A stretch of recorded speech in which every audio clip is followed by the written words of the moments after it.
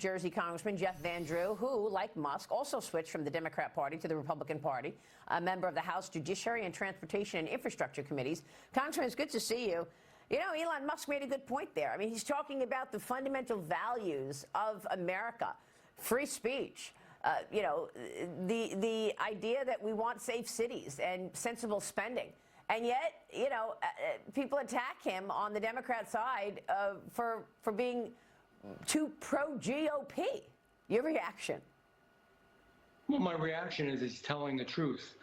What happened to Elon Musk is what happened to me. The more that you become involved, the more that you see what this new Democratic Party, which is really the party of the extreme left, is about, the more you realize we're at risk.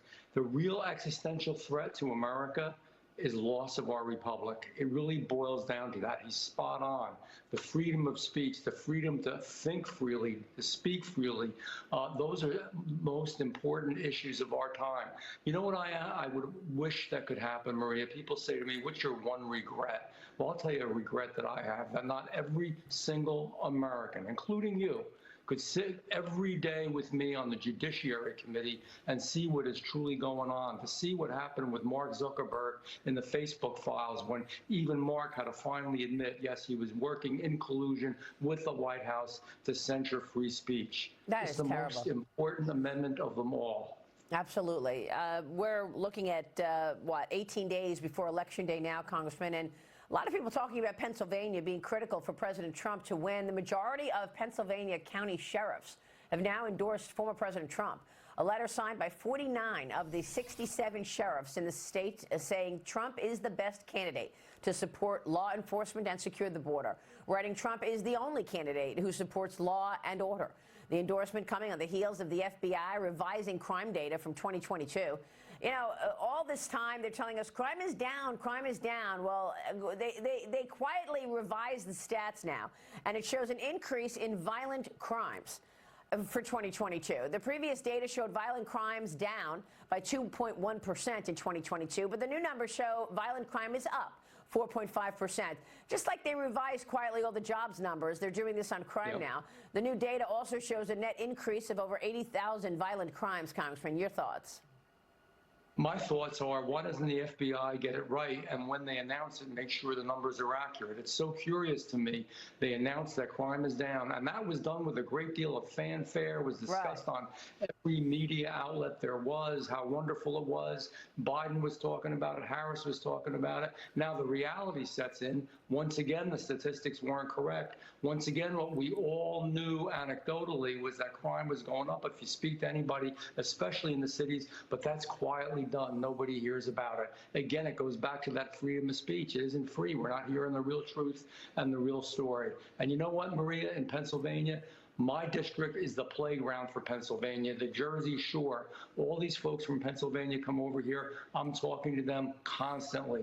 And I'm telling you, Pennsylvania is moving in the right direction. We're going to win Pennsylvania. You can see the change that's occurring there. Well, what about New Jersey? I mean, President Trump keeps going to all of these deep blue areas, and he's commanding big crowds. He told me just on Sunday that not only is he planning on Madison Square Garden for a big rally where it fits 20,000 people, but he's got deals in Atlanta for other arenas. Here's President Trump on what's to come in the coming 18 days.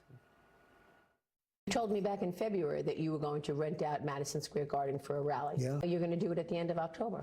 Not only Madison Square Garden, we're taking 4 or 5 arenas. We fill them up very fast. As you know, we took where the Islanders play in Long Island. We had, I guess, 23,000 people, and we could have sold it out literally 3 times. We had thousands of people. We had tens of thousands of people that couldn't get in. We put screens on the outside of the building so they could see it. But that was incredible. And we just signed on Madison Square Garden. We're probably going to make a deal in Atlanta. We're trying to get the Atlanta arena, and we fill them up in minutes. And there's a great enthusiasm. I think Madison Square Garden can only hold 20,000 people. You know, we're going to fill it up very fast. It's true.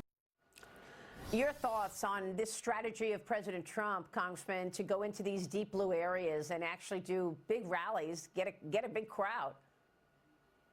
I think it's exciting.